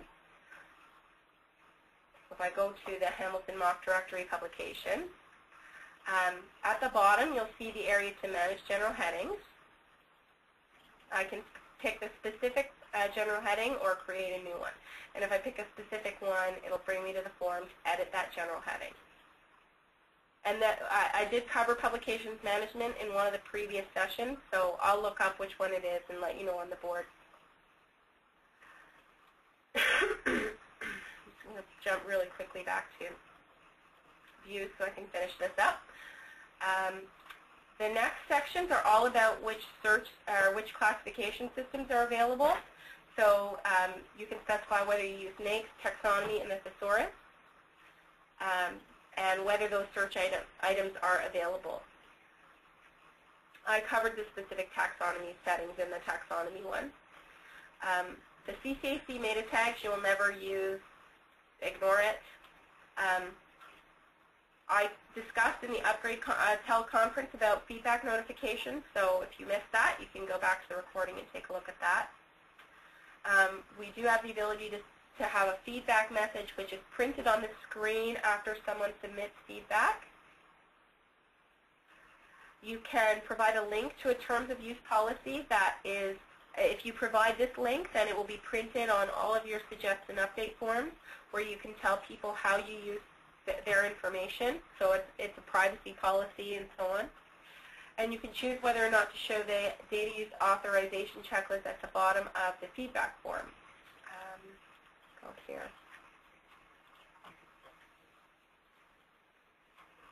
The data use authorization form looks different depending on whether the person accessing it is a staff or the public, but the basic structure is just as we see here. It says whether or not it's an internal review, whether you've received authorization to update and use the information. Okay, so this varies a little bit depending on whether or not this is a staff person or the public, but you can add this authorization form to both public and staff views. You have the ability to add a footer message that is printed on all pages of the software except print versions and the administrative areas of the software. Our footer message is printed in administrative, no, it's not. So footer messages are not printed in the administrative areas. Footer messages are not printed in print versions of the page. Those are automatically hidden. So if you want something to appear in the footer of your print version, it has to be in the template footer, because the footer within the view is suppressed whenever you do a print version. You can specify a menu message, and in a staff view that occurs above the main menu. So if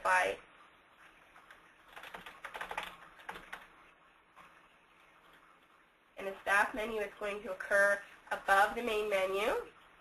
In a public menu, this would be the whole box. The contents would be whatever you provide. If you do not specify anything, then the entire menu is hidden in a public view. And finally, you have the ability to manage fields. Update and feedback and mail form all work the same way. You simply check off the particular fields that you want to be available on that form and then submit. The details page works a little differently. I should specify that the details page on the volunteer software works the same. You just check off the fields you want. In the community information software, you first set up groups, and a group looks like this. So telephone, location, internet would be a group, contact information would be a group, and so on. So you first set up your groups, either detail, subject, and once you've set up your groups, like so, you specify the name and the order. Then you assign specific fields to the groups. If you don't assign a field to a group, it won't show on your update form. Okay? So anytime you want to add a field to a particular group, you just add it, or anytime you want to add a field to the details page, you have to add it to one of the groups on the page, and then it will display. If you want to remove a field, you simply remove it from the group, and it will no longer display on the page. So that's it for view setup. Does anyone have any questions before I hop into user type management?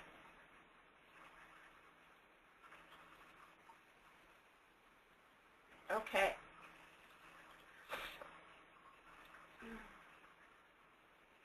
As I mentioned at the beginning of the session, user types are how we control who can do which actions. The user type has a name, but the only significance of the name is for you to understand what that user type is for when you go to add new users or update users and actually select their permissions. So it doesn't matter. I could call this super user, and it wouldn't be it didn't have to be a super user. So the name is insignificant. The permissions are all determined by the settings below, and you name this whatever is appropriate for you to know what it needs to be used for. Every user type is assigned a specific view. This is their default view. And again, this is critical because this view determines, A, what they can do for data management activities, because remember that you can only update records in your default view, and B, it determines all of the other views that they have access to, because whichever views their view can see, those are the ones that they will also have permissions to access. You can specify whether the user can add a new record. If they can update records, they either can not update records, update only records for their agency, or update every record in their view. So if I'm in a publication view that only has a subset of records and it says I can update everything in my view, I would have permission to update every single record in my default view only, no matter who owned it. So let's say I'm from the HAM agency, and I get assigned, my default view is a faith groups view, and I've been assigned to manage all the faith groups across the entire database, and my default view becomes a view that contains only the faith groups. Even though my agency is HAM, I would, if I'm given permission to update all the records in the view, I would then have permission to update all the faith groups, all the records in my view, even though they don't belong to my agency, and even if I wasn't a super user. Because obviously when you're a super user, you automatically get this last setting. You automatically have permission to update all the records in your own view. But you don't have permission necessarily to update all the records in the database because, as I said before, nobody, period, is allowed to update records outside of their own view. So even me as a super user, if I'm in a small view that only has some records in it, those are the only records that I would have access to update. Because if that's my default view, that's all I am possibly allowed to edit because I cannot edit outside of my own view. The ability to perform a full update is equivalent to the ability to process feedback. This is important because people who are allowed to perform a full update must have an update form that has all the fields that you will ever use anywhere in the database. This is because if you got feedback on a field that you couldn't see in your update form, and you processed that feedback, meaning you deleted it and said you were finished with it, if you were unable to see some of that feedback because it wasn't part of what you're allowed to update, then that feedback would be lost.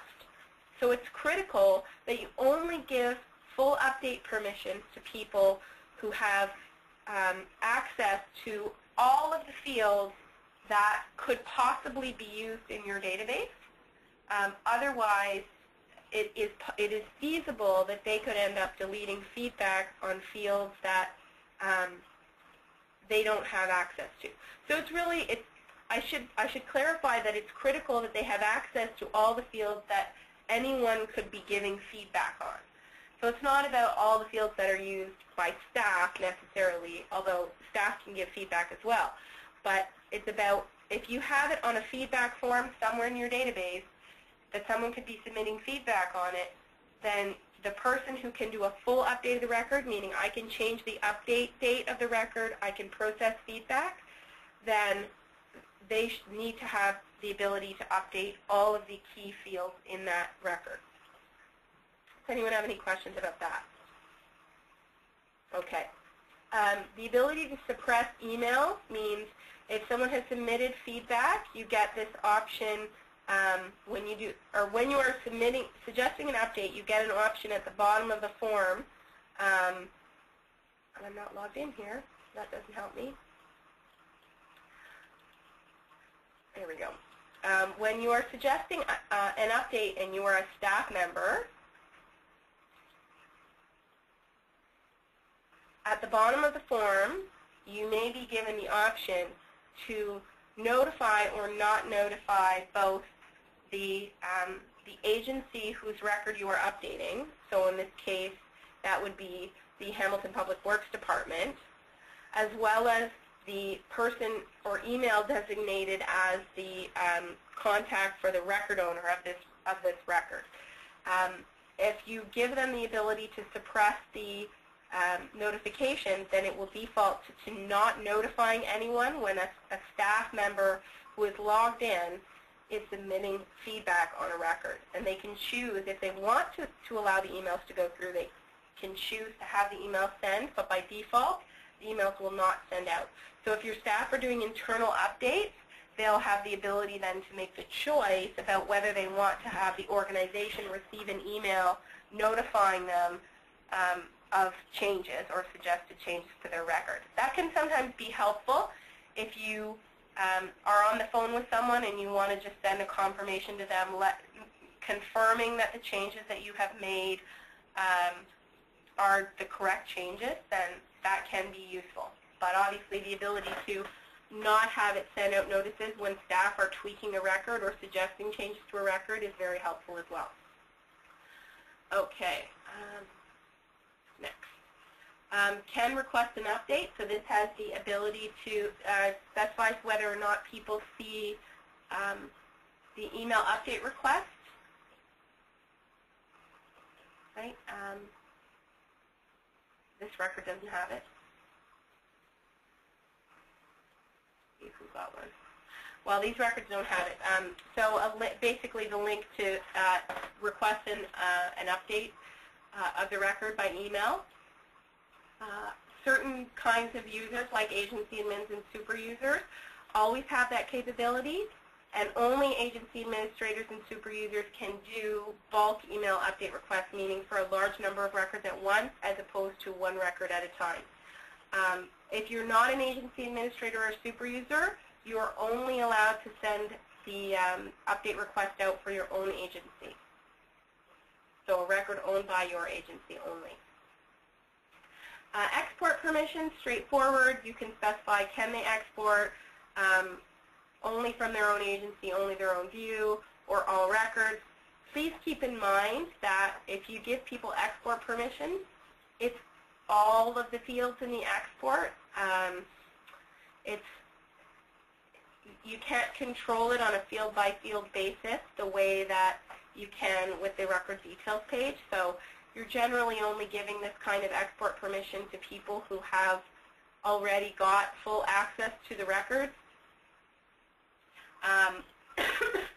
If you have third-party people who want to be able to get the data out, remember that you can export, and I say that in quotation marks, you can export your records through your search results, and I'll show you how to do that next week, where you can basically bring it into an Excel file or into an Access database through your search results.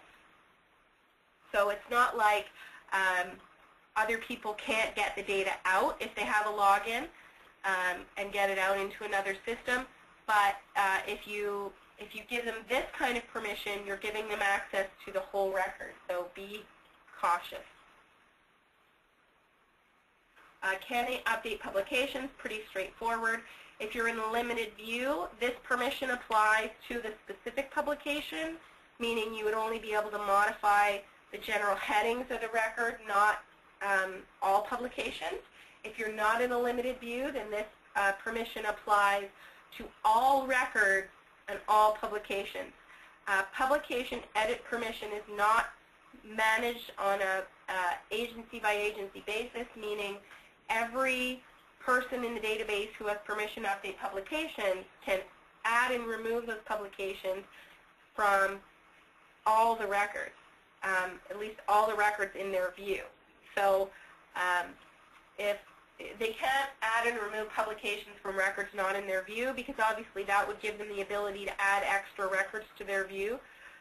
So that's an obvious security problem. So this only applies to records that they already have access to, but it's certainly not the case that they can only add and remove publications from records they own. This permission applies across every record that they have access to. Can index records? This is a very important setting to maintain compliance with your info line licensing of the taxonomy.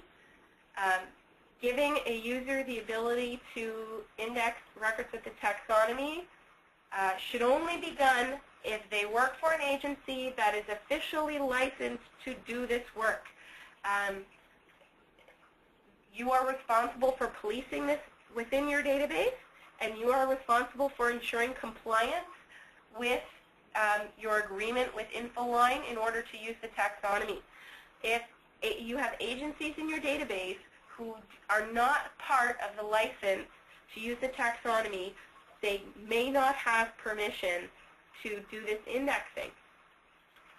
Because the licensing can be so restrictive, this particular setting can allow you to give indexing permission across records beyond just the records that an agency owns. So take a case such as in the Informed Hamilton database. They may want to have one person in Hamilton do the taxonomy indexing for the entire database so that it's consistent and done by one trained person, rather than having each of the individual agencies be responsible for the indexing of their own records. So you can have the control of the taxonomy indexing be in the hands of one or two agencies and have them be responsible for all of the records in the database, potentially. And that may be for consistency reasons, or it may be for license compliance, but it's important to understand that setting and understand the importance of not giving access to people who do not have a license to be doing the work. We talked earlier about the ability to see alerts, so the feedback and comment alert that we discussed earlier. And of course, the final two settings are the super user and agency admin. The agency admin designation does basically two major things. It gives you access to, or three things. It gives you access to do some bulk record operations that are special, like emailing an update request en masse, adding and removing pub codes en masse. It also gives you access to certain data settings like checklists, distributions, communities, things like that that are to do with the data content of your records. And it gives you the ability to add users for your agency that have your security privilege or lower. A super user has permissions across the entire database, so they do all the setup work. Other than the few restrictions that I've already discussed, they have permission to do anything anywhere. The only restrictions they ever have are to do with either if they're in a limited view, they'll have the limited view restrictions that we talked about, and also they have the same data management restrictions that everyone has, meaning they can only update records that are part of their own view. Any other questions about user types? Because we're done, other than that, we're done with user types. I'm just going to talk about some defaults, and then it'll be open questions. Okay, so the defaults, I told you earlier that it's important to understand the defaults, especially around the public view. So in your general setup options, you have the ability to specify defaults, design, and print templates. And the admin template is the shared area of the software, the area that I'm working in now. So that would be your login page, as well as any of the setup areas of the software. All are part of the administrative area of the software. And the administrative area has its own template. No pages in the admin area except the login page are available without a login. So you don't have to worry about it being branded for the public, because the public should never be seeing anything that has an administrative template. The login page is the only page that uses the administrative template that is available without a login. Because there are some print reports in the administrative area that have, or there are some reports in the administrative area that have the ability to do a print version, you can also specify an administrative print template. You must specify a default view for every module of the software you use, and that default view determines which view is available to the public, and therefore that view determines any other views that are publicly accessible. So the view that you choose to be your default is extremely critical. We have a question.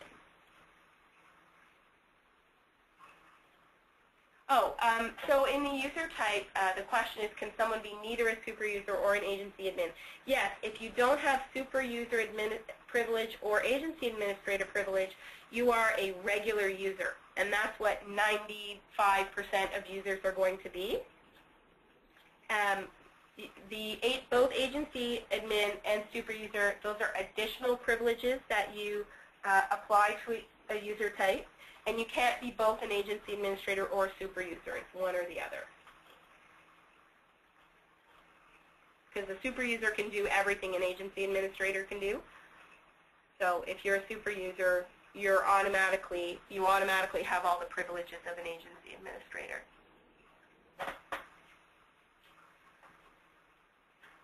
Okay. So it's open questions now. I did want to look at my last slide here. Oh, I've just been reminded by looking at my lovely slides that I wanted to show you a view setup item that is not part of the view setup. That's really important to understand, and that is your print profiles. That your print profiles are connected to a view, but that setup is done from within the print profile setup. So whenever you add a new view, if you want print profiles to be available in that view, you have to go individually into each print profile you want to make available and check off the views that you want it to be available in. Okay, so I'm going to switch to my slides for a moment here. Again, please read the slides. There's a lot of really, really useful information in the slides. So, although I'm trying to cover it all here, I might not get it all. There are a couple ones on this page that I want to highlight, and that is some recommendations on creating actual accounts. We have covered the process of creating accounts in previous sessions, so I'm not going to go through that again.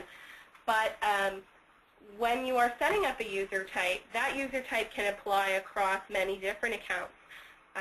However, it's important to think about whether you want to create single accounts or multiple accounts whenever you want more than one person to be accessing a resource that you've made available. So if I create a new view for a third-party organization and I want it to be a logged-in view, I obviously, after creating the user type, I have to get down to the point of actually creating them a login, because the user type alone isn't going to give anybody any access.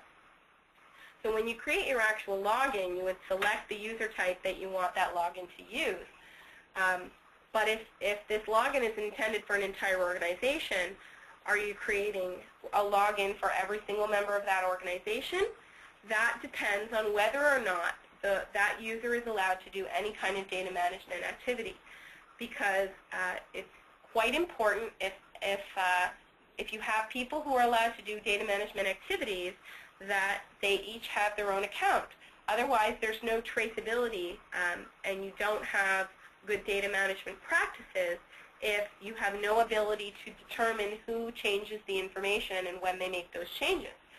So the rule of thumb is if you need to create a login for a third-party organization, or really in general, if that account does any kind of data management activity, there needs to be one account for every user who will be doing any kind of data management work. Otherwise, it is perfectly acceptable to have a group login for an organization that is only performing searching activities. So if all they're doing is searching the database, it's perfectly acceptable to create a single account for a large number of users and allow them to all log in with that same account. If they're not changing the information in the records, that's perfectly acceptable. When we are looking at future versions of the software, because we would be looking at a bit more strict login privileges for our individual accounts, we would definitely be looking at having special group accounts to continue to maintain your ability to create accounts for organizations where you have a single login for the entire organization for the purpose of searching. So that is not a feature we're ever going to take away, although we would be making changes such that you had to specifically identify the account as a group account in order to have more than one person able to log in with that at the same time, and that group accounts in future versions of the software, these group accounts would not be allowed to have any data management privileges. So that would be a restriction of creating a group account. Okay, as I've discussed many times, you do need to be careful about giving people access to privileges on the thesaurus or taxonomy. I talked specifically in this slide about how to make sure that you're not giving people the ability to update with the taxonomy or the thesaurus if you don't have the license to do that.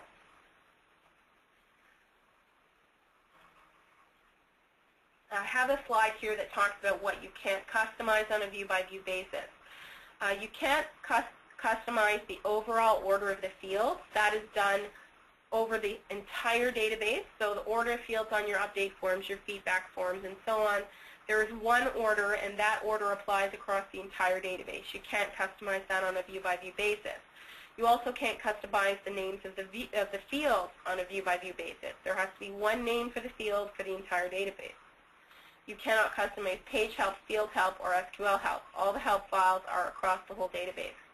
Checklists and other similar data items and classification systems in the database are across the entire database. You can't have a separate thesaurus for some people than for other people. You can't have two different lists of distribution codes. You can't have two different languages lists or fee types. That is done on a database-by-database basis.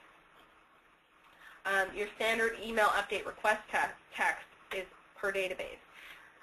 The age groups for searching, mapping system setup, and export profiles, those all apply across the entire database, as well as anything else that you see on the general setup page. There's a page on getting custom website addresses. We talked about that earlier. So if you want more information, there's some on this slide. And I have a little page about specific tips and tricks. I've talked about most of this already today. So, if you does anyone have any other questions? Because other than that, we're ready to wrap it up.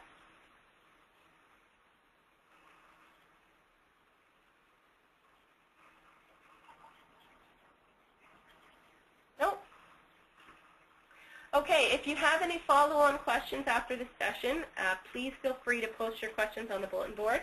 We will be posting the recording of this session as soon as possible today if we can. And of course, the slides that I have shown parts during this session, they're already available. Okay? Again, if I haven't answered your question, just post on the bulletin board. I'll be happy to answer it after the session.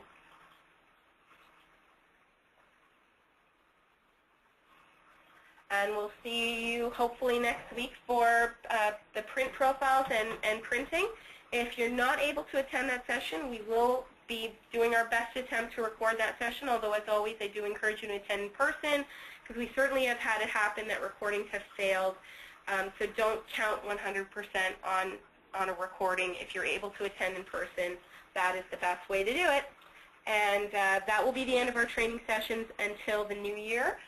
We are hoping to do a repeat of our first client tracker session that we weren't able to record. So for anyone who wants another go at the client tracking, we're certainly hoping to do that in the new year. If there are items that weren't covered in any of the training sessions that we've done so far this year, and you would like to see them covered next year, we'll probably do basically one more month early in the new year of training. We have another month of webinar service that was agreed to be covered. So there will be another opportunity. If there's another session that you're keen to see, please post on the bulletin board, and we'll see what we can do in the new year. Thanks.